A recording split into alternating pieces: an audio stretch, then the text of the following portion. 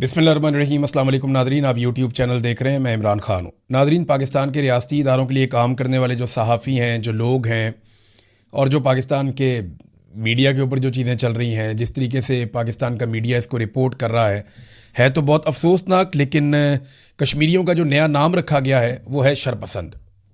यानी जहाँ पे भी कश्मीरी कोई एहतजाज करते हैं, अपने हक़ के लिए बाहर निकलते हैं, पुरअमन रह के कोई आवाज़ उठाते हैं, वो कहा जाता है जी शरपसंद है, और उन्हें शरपसंद करार दिया जाता है। ये नया नाम कश्मीरियों का रख दिया गया। इसी तरह ना पाकिस्तानियों के नाम बिगाड़े जाते हैं। इसी तरह से नाम बिगाड़ने के बाद उन्हें पहले बुरा कहा जाता है, फिर बुरा दिखाया जाता है, फिर प्रोपेगेंडा किया जाता है और फिर उनको मारा जाता है। यही काम बंगालियों के साथ किया गया, मुहाजिरों के साथ किया गया, बलोचों के साथ किया गया, पश्तूनों के साथ किया गया, कबाइलियों के साथ किया गया। आज कश्मीरियों के साथ किया जा रहा है। बचेगा कोई नहीं।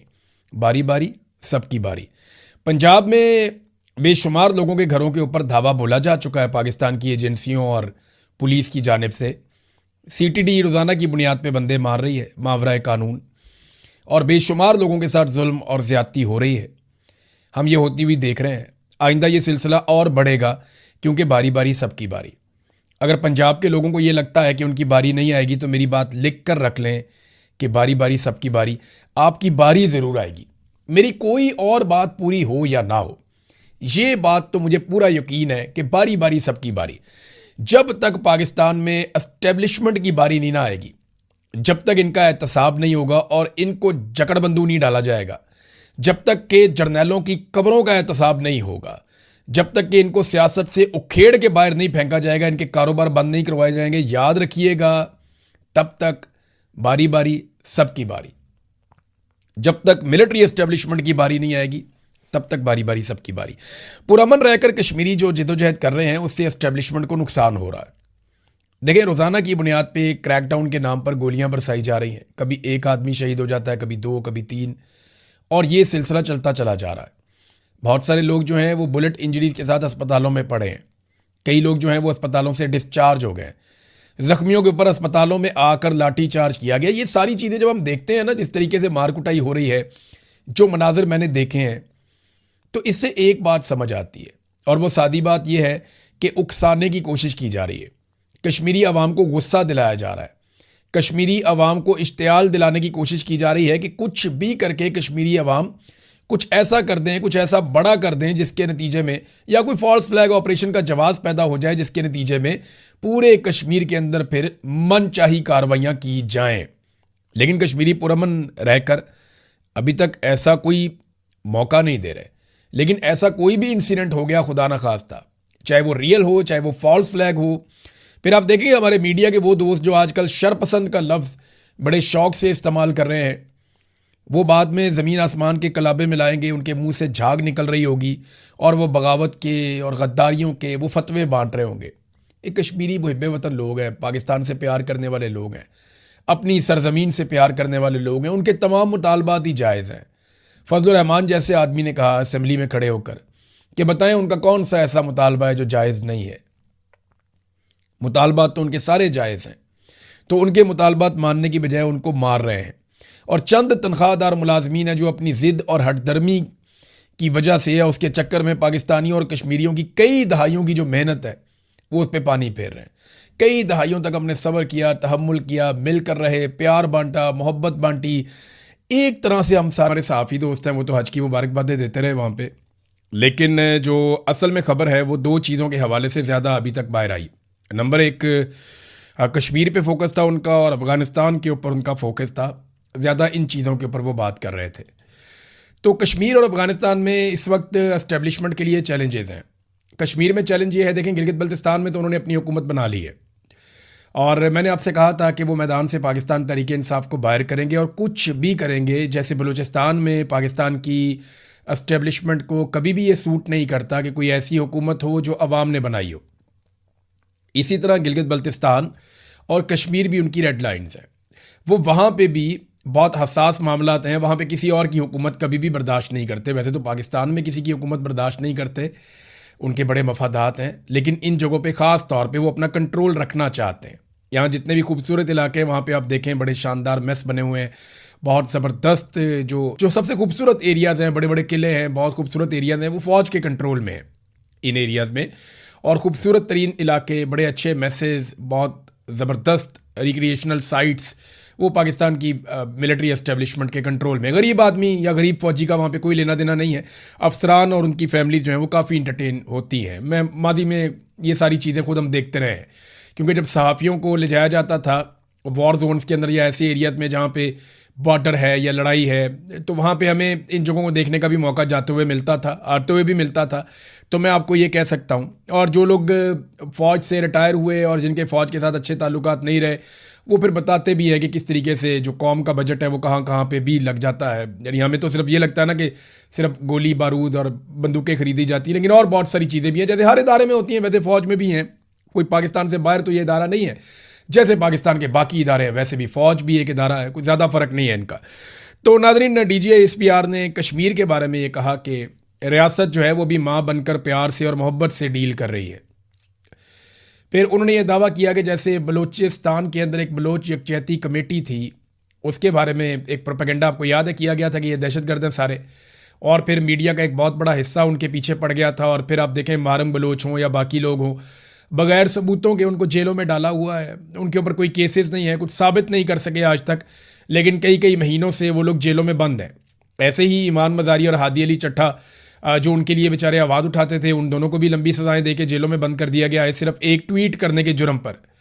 देखिए, जिस अदालत ने ईमान मज़ारी और हादी अली चट्टा को सज़ा दी एक ट्वीट के ऊपर, उसी अदालत में एक जज के बेटे ने 2 खवातीन को सड़क पे कुचल के मार दिया, बगैर लाइसेंस के, बगैर कानूनी गाड़ी वो चला रहा था, और उसने कुचल के 2 खवातीन को मार दिया, और वो एक दिन भी जेल नहीं गया, थाने से ही छुड़ा के उसे घर ले गए। तो ये तो इंसाफ है पाकिस्तान में, और ये सूरत हाल है इंसाफ की।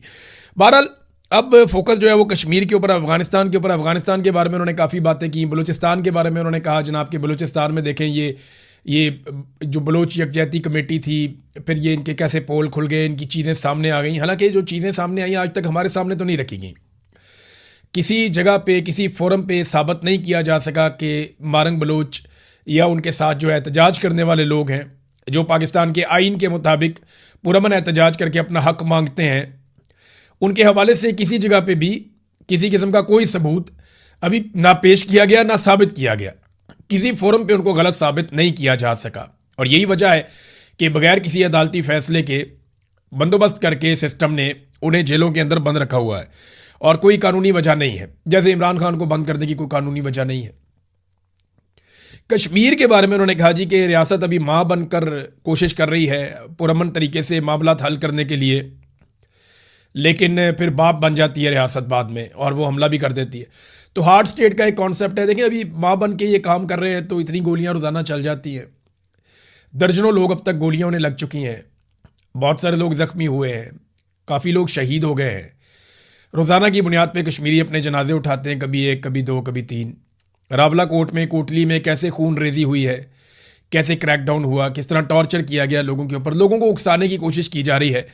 अगर आप प्लस माइनस करें तो क्या रियासत माँ वाला रोल प्ले कर रही है?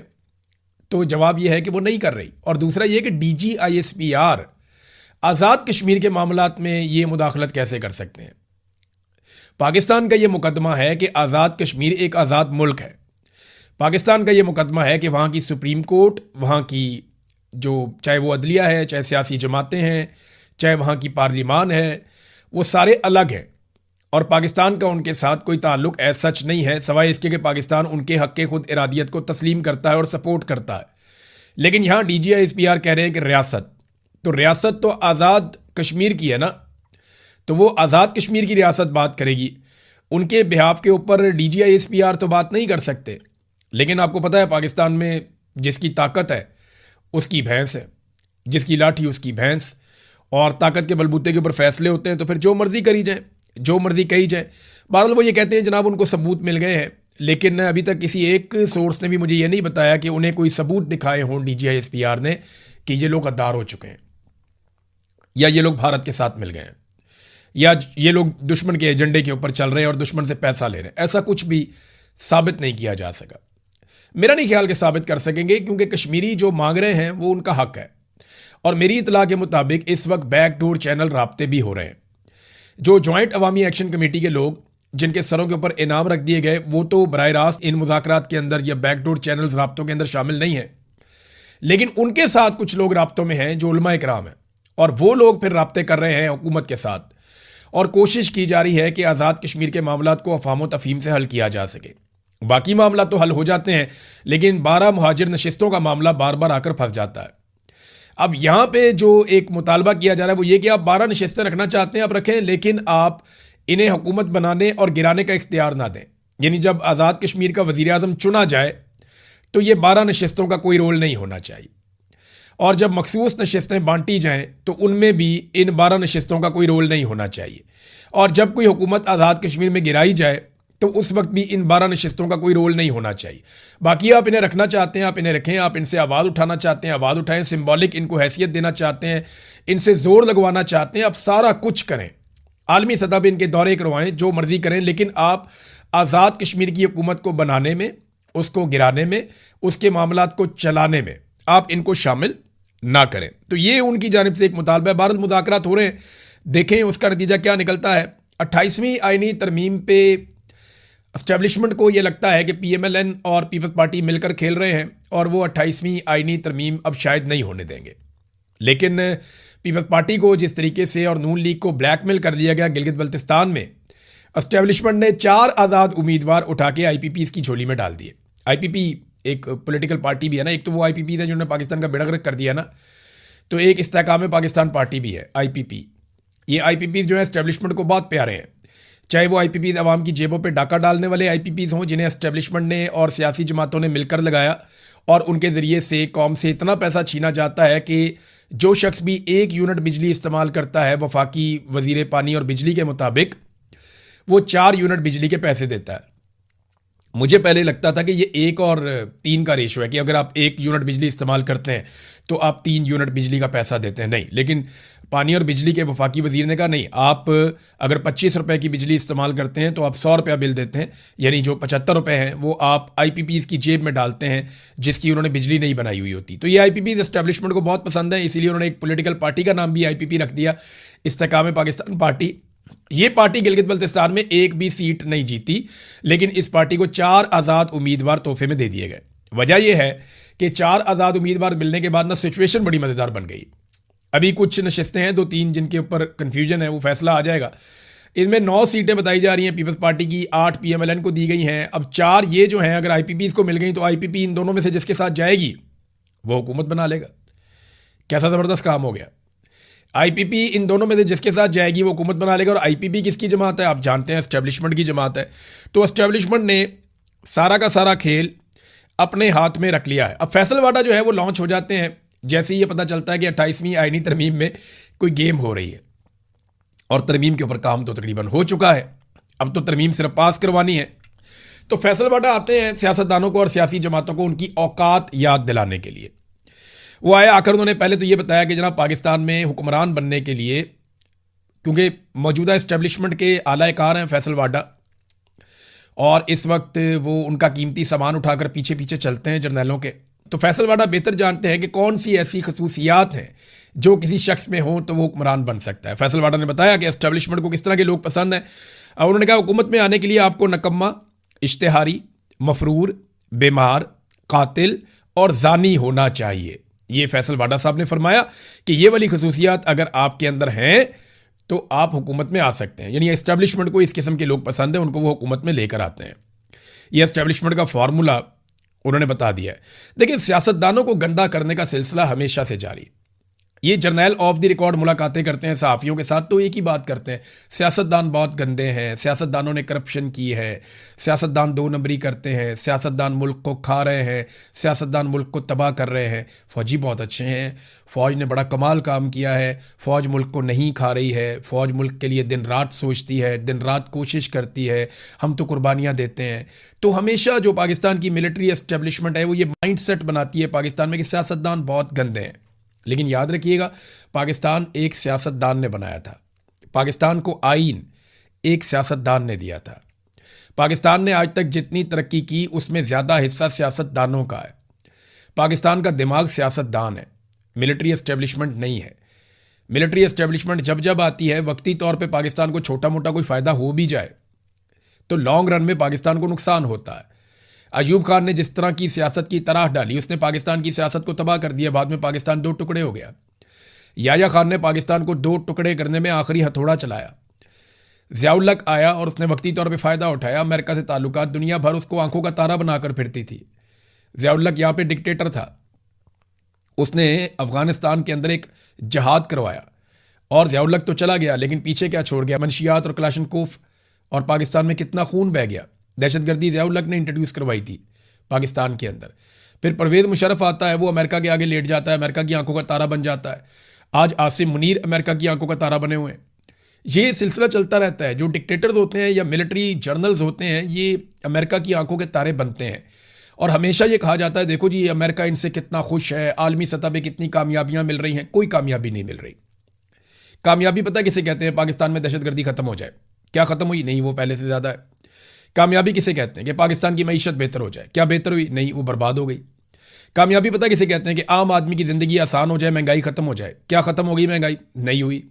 आम आदमी की ज़िंदगी पहले से ज़्यादा मुश्किल हो गई। कामयाबी पता किसे कहते हैं? कि आपके मुल्क में धड़ाधड़ सरमायाकारी आ रही हो, आपके मुल्क में सयाह आ रहे हों। क्या वो हो रहा है? नहीं हो रहा। कामयाबी इसे कहते हैं कि आप कर्जे वापस उतार रहे हो, आप कर्जे चढ़ाते चले जा रहे हैं, चढ़ाते चले जा रहे हैं, आपने रिकॉर्ड कर्जे ले लिए। कामयाबी किसे कहते हैं? कि लोग काम करने के लिए आपके मुल्क में आए, आपके मुल्क से ब्रेन ड्रेन लगातार हो रहा है और आपका आर्मी चीफ कहता है ये ब्रेन गेन है। ये नहीं, उनके कहने से तो नहीं हो जाएगा। डॉक्टर्स जा रहे हैं, इंजीनियर जा रहे हैं, पढ़े लिखे लोग जा रहे हैं, सरमायाकार जा रहे हैं, जो कारोबार करना जानते हैं, जो स्किल्ड लोग हैं, वो पाकिस्तान छोड़ छोड़ कर जा रहे हैं। तो ये कामयाबी है। कामयाबी पता किसे कहते हैं? कामयाबी कहते हैं जब आप तजारती खसारे में ना हो बल्कि मुनाफे में हो। आप लगातार तजारती खसारे में होते चले जा रहे हैं। तरक्याती बजट आपने इंतहाई कम कर दिया है। यानी पाकिस्तान को ये कहते हैं हम तरक्की की मनाजिल तय करवाएंगे। बहुत सारे लोग ये प्रोडिक्शन कर रहे थे 2026-27 का साल वो होगा जब पाकिस्तान तरक्की की सीढ़ियां चढ़ेगा, यहां से पाकिस्तान ऊंची उड़ान की तरफ जाएगा। इस तरह की बातें हमने सुनी थी। चंगी ऊंची उड़ान की तरफ पाकिस्तान गया है, तरक्याती बजट आधे से भी कम कर दिया है। ऐसे आप मुल्क चलाएंगे? आपको पता है तरक्याती बजट कम क्यों किया है? आम आदमी जिसको इस बात की समझ नहीं आती, जरा मैं उसको समझा देता हूं आसान अल्फाज में। हुकूमत का काम क्या होता है?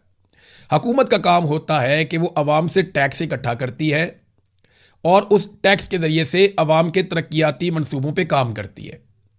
और टैक्स का बड़ा हिस्सा तरक्याती मंसूबों पे लगाया जाता है कि कहीं पे बड़े बड़े तालीमी प्रोजेक्ट चल रहे हैं, कहीं पे सेहत के प्रोजेक्ट चल रहे हैं, कहीं पे खेलों के प्रोजेक्ट चल रहे हैं, कहीं पे एनर्जी के प्रोजेक्ट चल रहे हैं, कहीं पे डैम्स बन रहे हैं, कहीं आबपाशी के प्रोजेक्ट चल रहे हैं, कहीं आवाम के लिए बड़ी बड़ी स्कीमें लाई जा रही हैं, रेजिडेंशियल प्रोजेक्ट चल रहे हैं, सड़कें निकल रही हैं। बहुत सारी चीज़ें ना, साइंस में तरक्की हो रही होती है, टेक्नोलॉजी में तरक्की हो रही होती है। तो ये तरक्याती बजट होता है कि जब आवाम से पैसा इकट्ठा करती है हुकूमत, तो फिर वो तरक्याती कामों पे लगाती है। अब इस हुकूमत ने अपने अल्ले तलल्ले तो कम करने नहीं है। इन्होंने तो अयाशी वाले तैयारे भी खरीदने हैं, बैरून मुल्क दौरों पर भी जाना है, फैमिली भी लेकर जानी है, मेकअप आर्टिस्ट भी लेकर जाने हैं, बच्चों को लेकर जाना है, बच्चों के दोस्तों को लेकर जाना है। तो इन्होंने तो अपना इंजॉय करना है, वो तो इन्होंने बंद करना नहीं है। प्रोटोकॉल तो इन्होंने इंजॉय करना है। इनके अपने दफातर के जो बजट हैं वो बढ़ते चले जाएंगे, अपने एमएनएस के फंड ये उनको देंगे। तो ये कहाँ से जाकर कट लगाते हैं? जो इनके लिए आसान तरीका है वो क्या है? तरक्याती बजट कम कर दो, यानी अवाम के तरक्याती मंसूबे कम कर दें। कौम को कहानी सुनाई कि हम तरक्याती मनाजिल तय करेंगे, यहां से पाकिस्तान ऊंची उड़ान की तरफ जाएगा, और जिस चीज़ को उड़ान कहते हैं कि तरक्याती बजट, वो आधे से भी कम कर दिया। तो पाकिस्तान का तरक्याती बजट जो कम होगा ना, याद रखिएगा जब सरकारी मंसूबे बंद हो जाएंगे तो बेशुमार लोग बेरोजगार हो जाएंगे। बहुत सारी इंडस्ट्रीज जो है उनका पूरा का पूरा इन्हिसार सरकारी मंसूबों के ऊपर होता है। तो जब आपने वो सारा